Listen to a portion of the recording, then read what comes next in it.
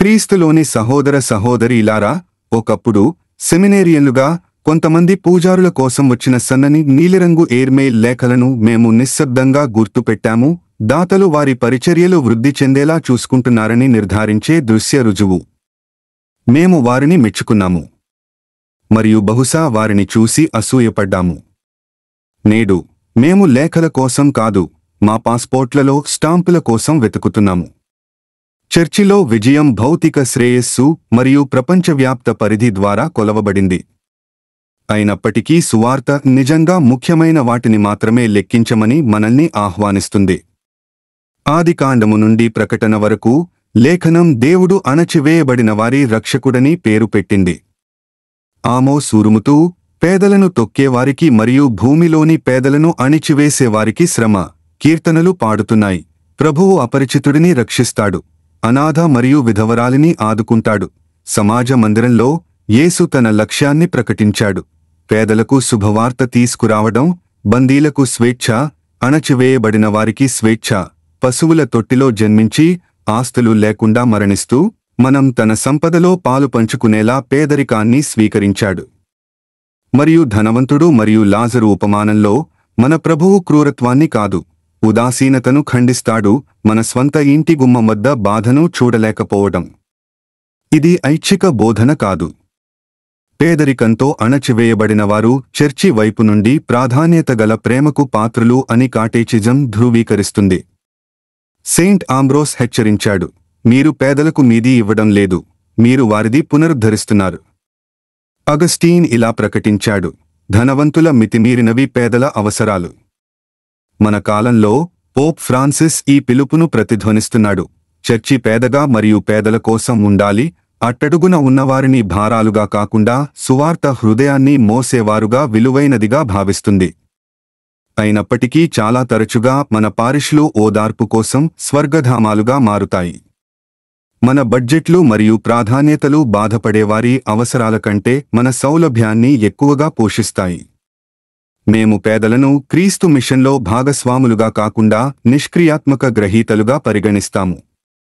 మేము త్వరిత పరిష్కారాలను అందిస్తున్నాము, ఆహార డ్రైవ్లు, రెండవ సేకరణలు, అదే సమయంలో న్యాయం యొక్క లోతైన పనిని విస్మరిస్తాము.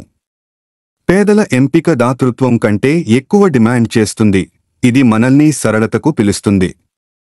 మన పొరుగువారికి ప్రాథమిక అవసరాలు లేనప్పుడు మేము పొంగిపోర్లుతున్న వార్డ్రోబ్లు, లగ్జరీ కార్లు మరియు తాజా గాడ్జెట్లను వెంబడిస్తాము. క్రైస్తవ సాక్ష్యం సరళతలో ప్రకాశిస్తుంది. నిల్వ చేయడం కంటే పంచుకోవడం, ఆస్తుల కంటే ప్రజలను విలువైనదిగా భావించడం, విలాసం కంటే ప్రేమలో ఆనందాన్ని కనుగొనడం. మన ప్రభువు తన ప్రవేశానికి వినయపూర్వకమైన గాడిదను ఎంచుకున్నట్లయితే మనం విలాసవంతమైన ప్రయాణాన్ని ఎంత తక్కువగా ఇష్టపడాలి? ఇది శృంగారభరితమైన గతం కోసం కోరిక కాదు, సజీవ సువార్త. హైతీలోని సిస్టర్ మార్లిన్ మేరీ మింటర్ 2010ని పరిగణించండి. ఆమె క్లినిక్ శిథిల అవస్థలో ఉంది. ఆమె నిధులు అయిపోయాయి.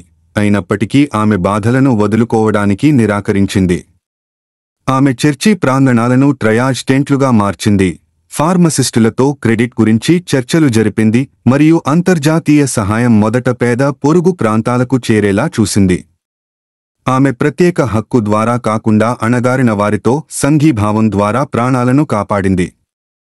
కాబట్టి నేను మిమ్మల్ని అడుగుతున్నాను, ఈ రోజు మన ద్వారం వద్ద ఉన్న లాజరస్ ఎవరు? మన పొరుగువారిలో, కుటుంబాలలో, మన పీఠాలలో కూడా మనం ఎవరిని చూడకుండా దాటి వెళ్తాము? పేదలకు ప్రాధాన్యత ఎంపిక మన జీవితాలను తిరిగి క్రమబద్ధీకరించమని ఆదేశిస్తుంది. సరళంగా జీవించడం, ఉదారంగా ఇవ్వడం, ధైర్యంగా వాదించడం మరియు వారి కేకలు మన ఇళ్లలో, మన పారిష్లలో మరియు మన చర్చిలో ప్రతి ఎంపికను రూపొందించనివ్వండి. యూకారిస్ట్ స్వయంగా ఈ మార్పిడిని బలవంతం చేస్తుంది. మన పొరుగువారి ఆకలిని విస్మరించి జీవపు రొట్టెను ఎలా తినగలం? బలిపీఠం మీద క్రీస్తు శరీరాన్ని ఎలా గౌరవించగలం మరియు పేదల బాధలో ఆయనను ఎలా గుర్తించలేము? సోదర సహోదరీలారా, తప్పించుకునే మార్గం లేదు. క్రీస్తును ప్రేమించడం అంటే పేదలను ప్రేమించడం, క్రీస్తును సేవించడం అంటే పేదలకు సేవ చేయడం, పేదలను విస్మరించడం అంటే క్రీస్తును విస్మరించడం. ఈ దైవిక పిలుపుకు ముందు ఒకప్పుడు మనల్ని ప్రభావితం చేసిన ఆ లేఖలు మరియు పాస్పోర్ట్లు మసకబారాయి. మన పరిచర్య, మన విశ్వాసం మరియు మన సాక్ష్యం యొక్క నిజమైన కొలత పేదల కేకకు మన ప్రతిస్పందనలో ఉంది.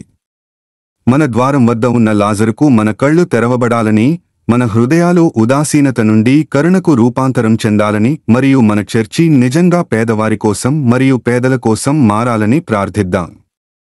మన కొరకు పేదవాడైన ప్రభువు ఈ మార్గంలో నడవడానికి మనకు కృపను ప్రసాదించుగాక.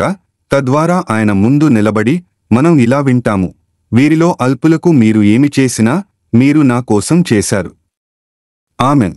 Echoes of the word echoing Christ in every heart where silence speaks and every voice matter. Rooted in Carmelite contemplation and creative prophecy reflections, visuals and captions. Crafted with love and multilingual. Inclusive. Spirit-led. You are not just a viewer, you are part of the echo. Join a community that honors every voice. Let the word resound through hearts, screens, and lives. Welcome home. May every post be a prayer, every image a window to grace. Subscribe, share, commit. Prayer requests and mass intentions. We believe in the power of prayer and the grace of community. If you'd like us to lift your intentions in prayer or include them in our mass offerings, you can write to us. Email, echosofttheword@proton.me. Mobile phone WhatsApp, +918981223485.